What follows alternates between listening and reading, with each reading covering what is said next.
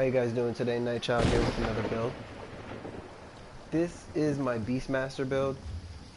I'm not going to talk too much about it. I'd rather just, in the description, I'm gonna send a link for gameplay, and you guys are able to see what he does.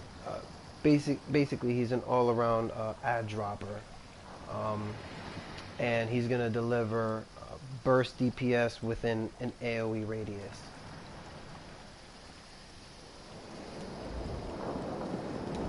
So first things first, we're going to go to options real quick, because I forgot to do that before starting the video.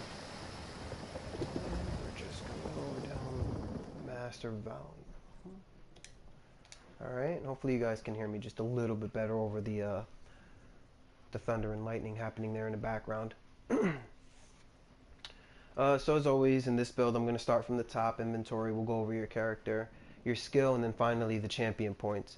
Again, when it comes to champion points, in every build that I make, I can show you where I have them, and then you guys are able to go ahead and switch around to your liking and your play style. Remember, you're the one playing the character, not I. Do keep in mind, as a reminder, every build that I create is a foundation. Alright, it doesn't mean you have to play the build exactly as I'm playing it.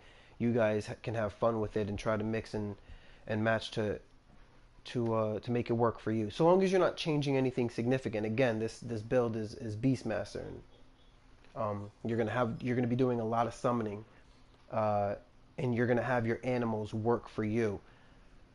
All right. So let's start off with inventory. I haven't gotten everything to gold yet, but that's obviously something you guys definitely want to do.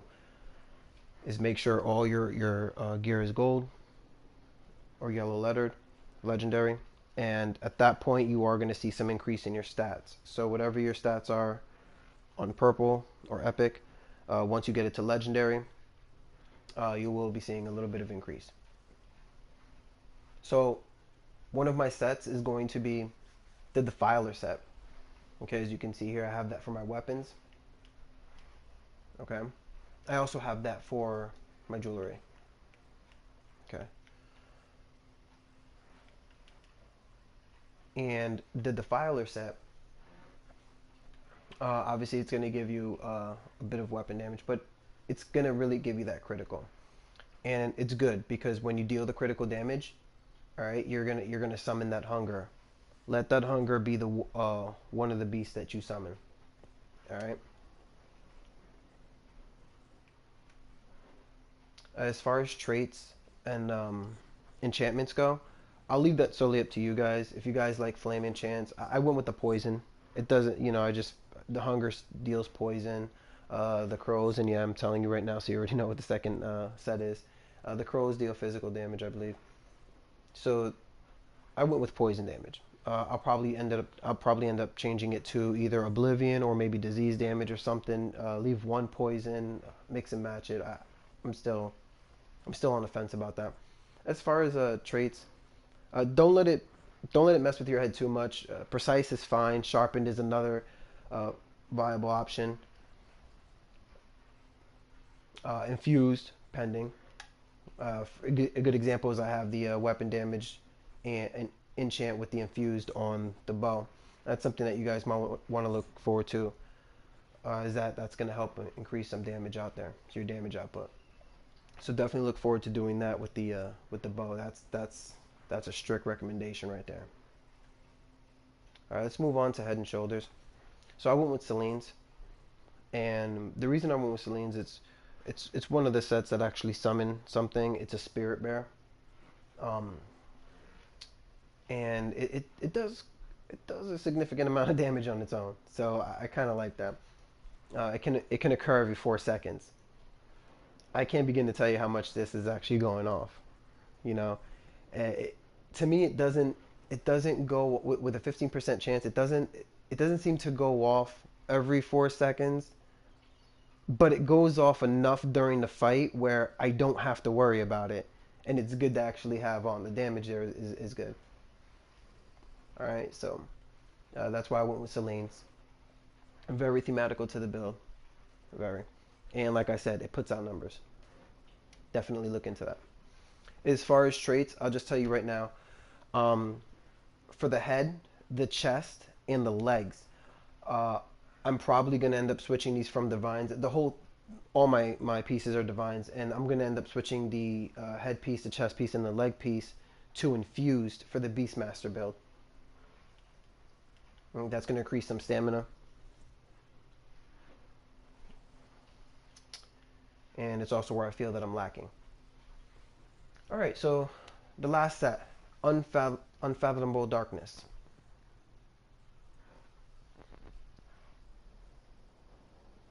As you can see there, you got a little bit of weapon critical, a little bit of weapon damage, and you get that physical penetration. For PvE, I don't like too much physical penetration. I kind of feel like physical penetration works better in PvP, but since I'm not that much of a PvPer, I'll leave that to those who actually spend a lot of time in Cyrodiil and in Battlegrounds. I'm going to stay in my lane. But, I mean, I guess a little bit can't hurt PvE. I can get everything done with characters that don't even have it. So again, I'm not. Does it help? It probably would. But like I said, to be for certain, I'll leave that to the PvP people, and I'll stay in my lane with that one. So yeah, on this one, you get a 10% chance. Now on 10%, I can tell you these guys are always going off. As annoying as it may sound, when they do get come out, again. You got to figure there's 4 crows, and they're going to go ahead and deal physical damage. So it's whatever number you see they're dealing X amount of physical damage. Well, it's going to be that X times 4. So remember that.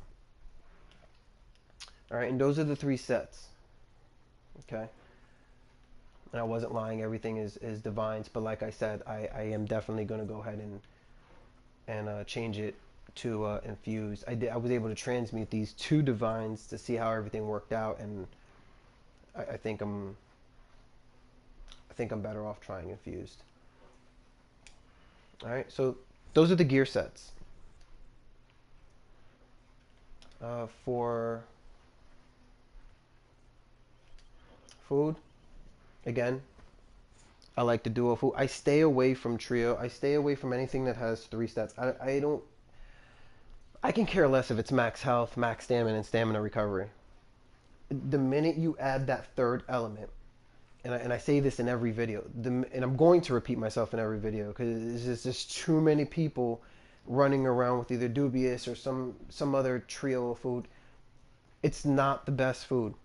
If you're in PvE, you know bi-stats, duo, is the best type of food.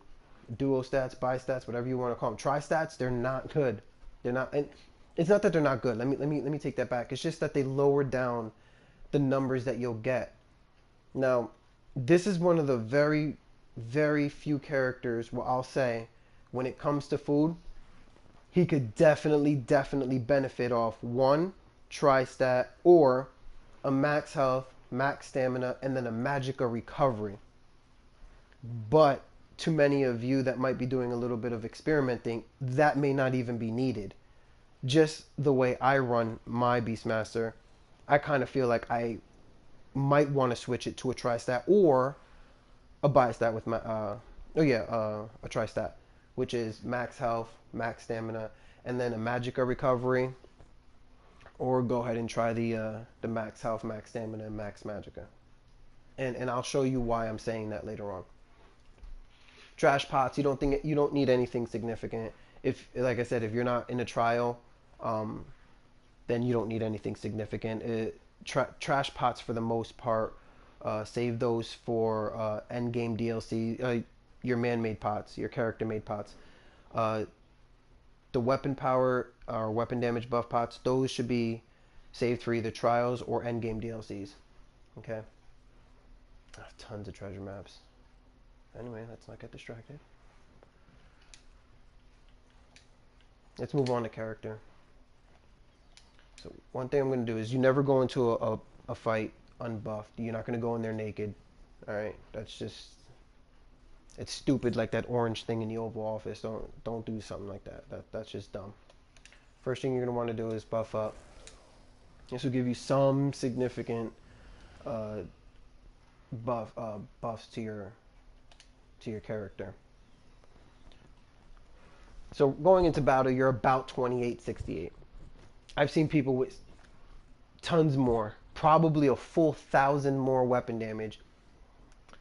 You should, in there, and it's just you're running in there 2868. That's not including once you actually start fighting, and if you're running in with a group, whatever they are going to apply to you, you might go ahead, just take a peek at your character sheet, and you might see you're anywhere from 32 to 37. That might be okay for this build. Normally, I will say try to get anywhere from 35 to 4,000. But with this specific build, if you can get from 32 to 37, anywhere in there, while you're fighting with your group, that you're good. And that's what you want. You're going to go in your closest. Right now, he just sits at 2443. Obviously, that's naked. Buffed, you'll see your stamina recovery also climb. You're not going to be hurting for that. And this is why I'm going to go infuse, is because if you look at the maximum stamina, I always like the stamina to be anywhere between 35 and 40, excuse me. So 35 and 40. I'm a little bit short. So I'm going to go ahead and switch those to infused and get that up a little bit. Your health, you like to be sitting 18 to 22. Again, a little short. And I think I know why I might be a little short on that one. But yeah, 18 to 22 is where you want it. Okay.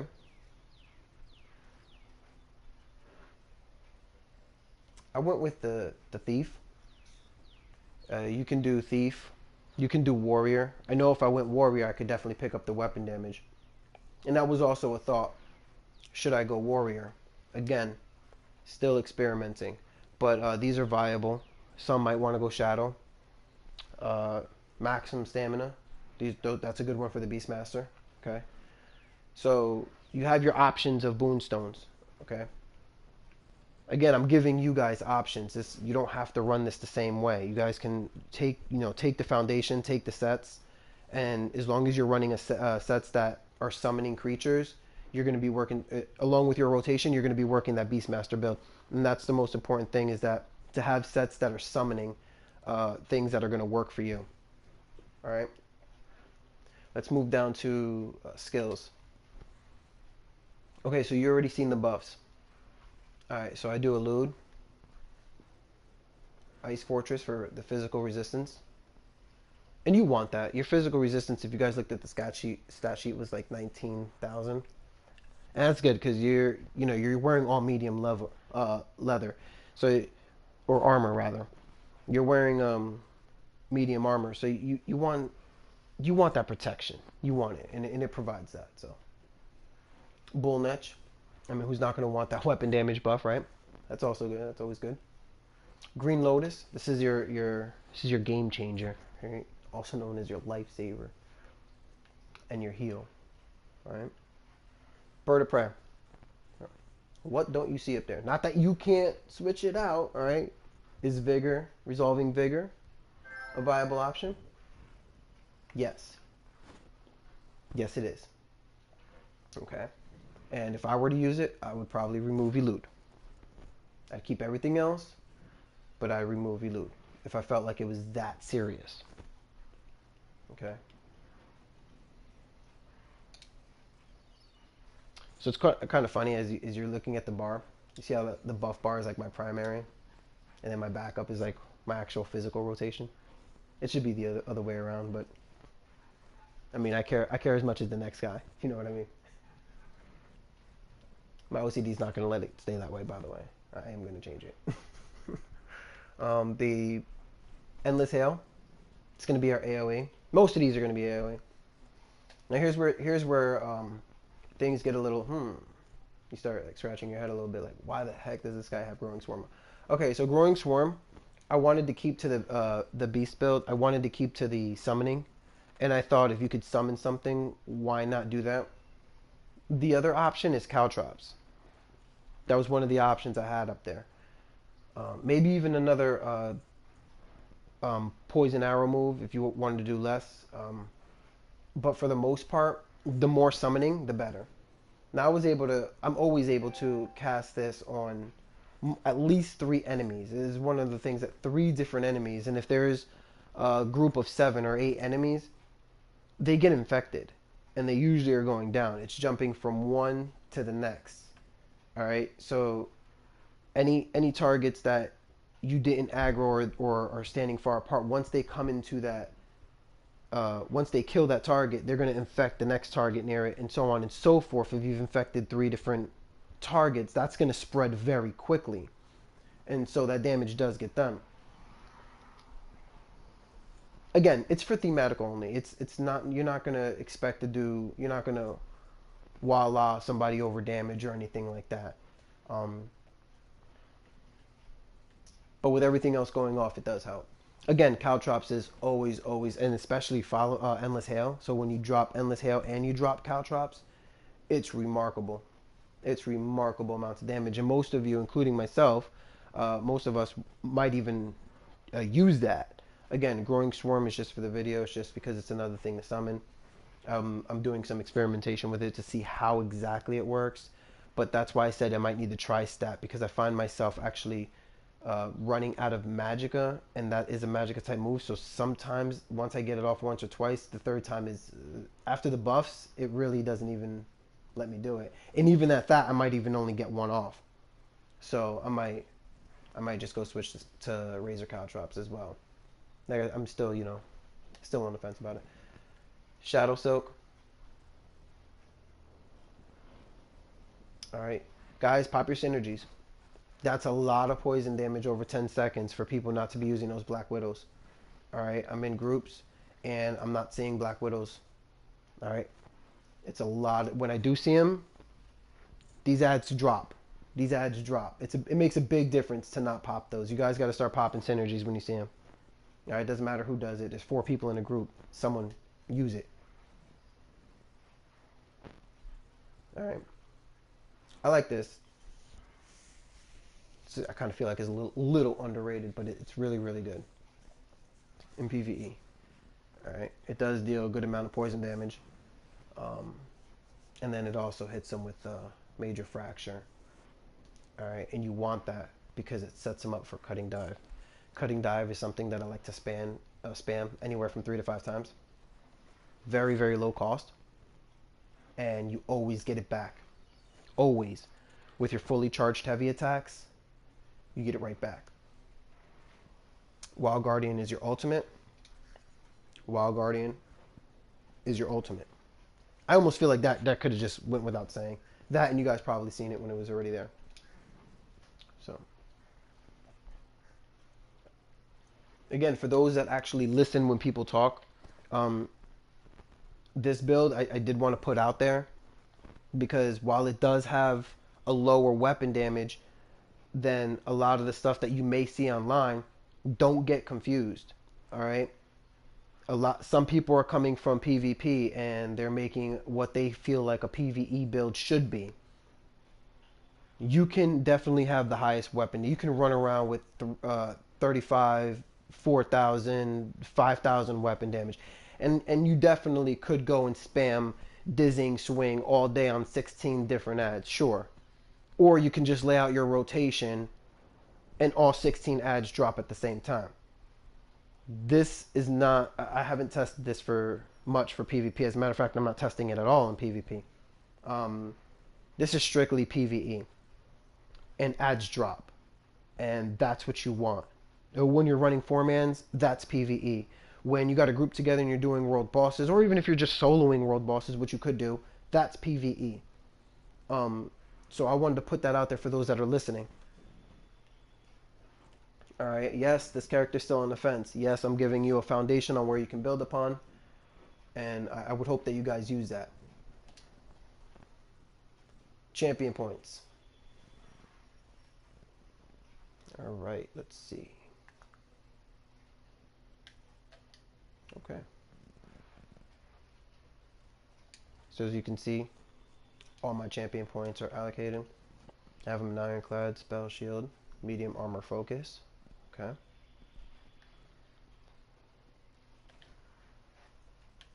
Hardy, Elemental Defender, and Thick Skin.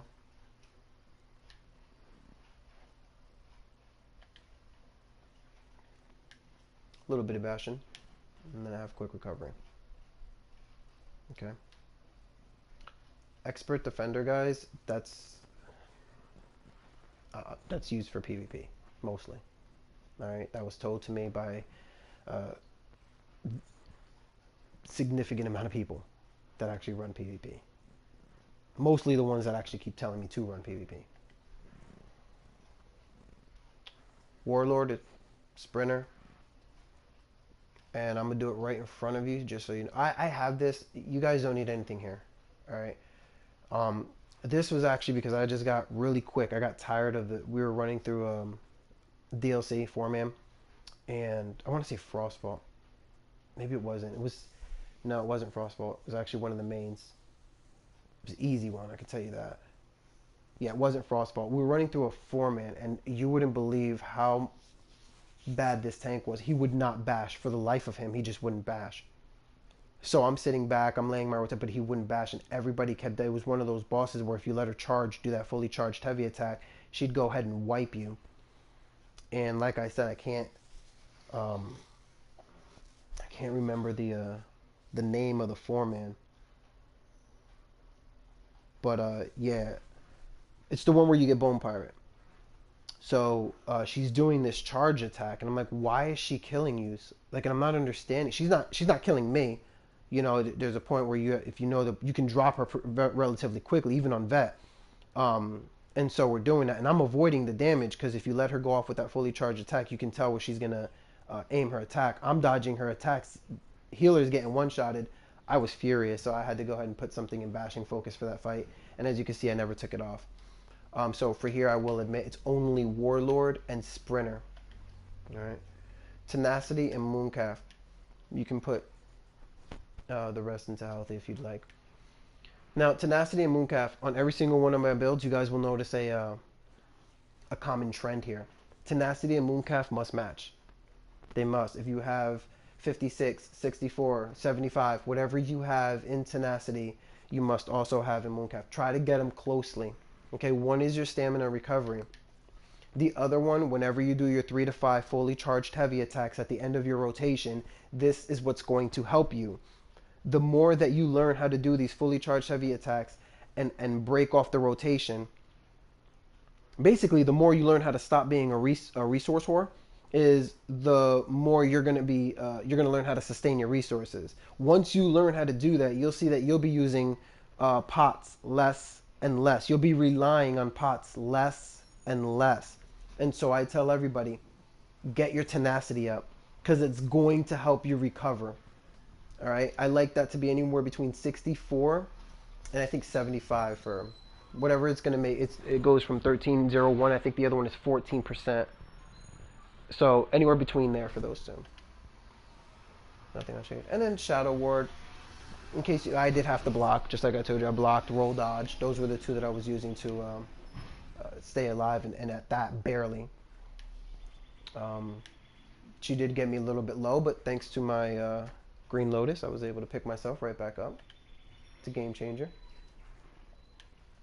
That's only to increase the Lotus, the growing swarm. But I'm going to admit to you, you're better off placing more into Blessed if you're going to use anything in this tree. If you're not using Growing Swarm, don't use Elemental Expert. So there's a good chance that I may even go back to Caltrops. And when I do, Elemental Expert will definitely be coming off. Again, that's only for the experimentation of Growing Swarm, which may not even stay. So my best bet to tell you guys is Blessed. All right? Unless you're using Growing Swarm, do not invest in that. Do not invest in Elemental Expert. Physical Weapon Expert, Master at Arms. And then Mighty, Precise Strikes, and Thaumaturge. And that's where all my points are allocated, as you see. Okay? It's not bad at all. Alright, and that's that. So, down in the description, I will be posting a link and that link will be the gameplay. If you want to click on that and you want to watch the gameplay of me, I'll run through like a public dungeon, uh, and so you could see the rotation on the bosses. You can see the groups of ads, how you can drop groups of ads. Same way you drop them in a public, same way you're gonna drop them in a 4-man. Um, so I'll go ahead and run a public just for you guys to see that. The bosses have enough health where you can get your rotation off and still see what the character is made of. And so that's why I say a public dungeon.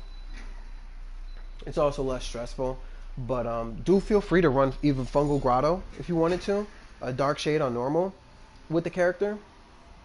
Fully confident you guys can get it done. It's not hard. And like I said, with the mixing and matching, you guys have the foundation of the Beastmaster and know what it's about. So here you go. I hope you guys enjoy.